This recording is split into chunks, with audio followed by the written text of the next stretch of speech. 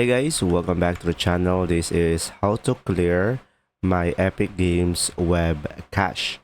So first thing what you will do is simply go ahead and go to the search bar at the bottom left. Now from here, just simply type in run, which is run, and now just simply select this application to open it up. And now you will have this small tab, and just simply type in over here percentage app data percentage, and then go ahead and click on OK. Now from here, you could just simply go ahead and select any folder and press on your keyboard E to locate the Epic Games launcher, and just simply open it up.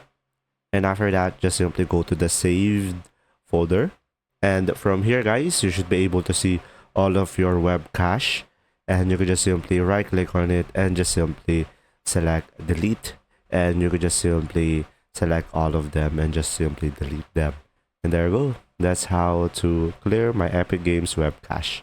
See ya.